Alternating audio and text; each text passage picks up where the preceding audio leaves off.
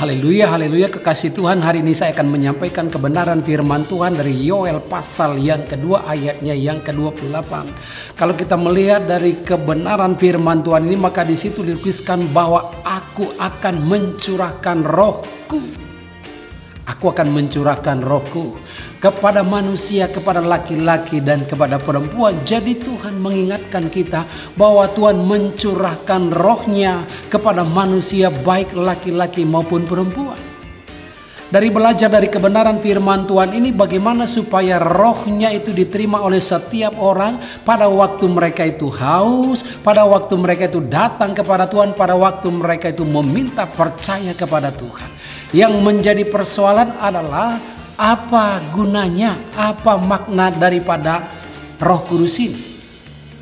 Yang pertama adalah bahwa kalau kita menerima Roh Kudus itu maknanya adalah supaya kita dipimpin oleh Tuhan. Jadi yang pertama maknanya adalah supaya kita dipimpin oleh Tuhan. Lalu yang kedua, makna daripada Roh Kudus ini adalah untuk menginsafkan kita. Perhatikan baik-baik. Nah, pada waktu kita dicurahkan Roh Kudus, maka kita diinsafkan. Makna yang kedua adalah menginsafkan manusia. Ada banyak orang hari-hari ini nggak insaf akan segala dosa dan perbuatan dia. Tetapi ketika Roh Kudus itu dicurahkan bagi setiap orang, maka yang kedua di situ dijelaskan bahwa maka kita diberikan keinsafan. Jadi kita insaf akan segala dosa-dosa kita. Atau mungkin selama ini kita nggak pernah sadar bahwa kita melakukan dosa. Kita merasa bahwa kita benar.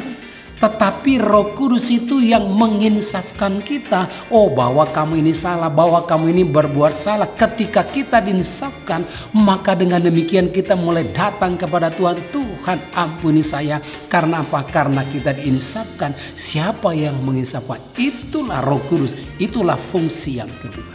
Lalu yang berikutnya, kekasih Tuhan, makna atau fungsi daripada Roh Kudus ini adalah menghibur. Nah, ini penting saudaraku kekasih Tuhan.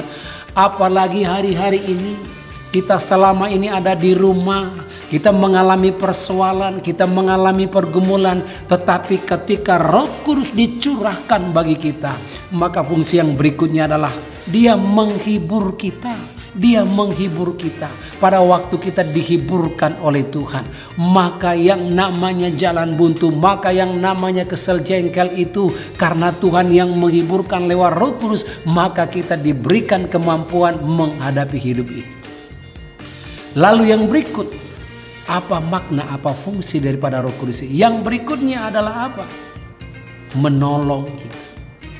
Jadi kalau Roh Kudus itu dicurahkan bagi kita, maka yang berikut adalah dia menolong kita. Ada kalanya kita udah menganggap udah nggak bisa lagi nih, udah jalan buntu. Tetapi Roh Kudus mengingatkan kita, Roh Kudus menolong kita supaya kita bisa melakukan apa yang Tuhan inginkan. Nah, hari ini saya sampaikan kebenaran firman Tuhan ini. Ketika Anda mengalami atau dicurahkan Roh Kudus, maka Anda akan mengalami apa yang saya bagikan barusan.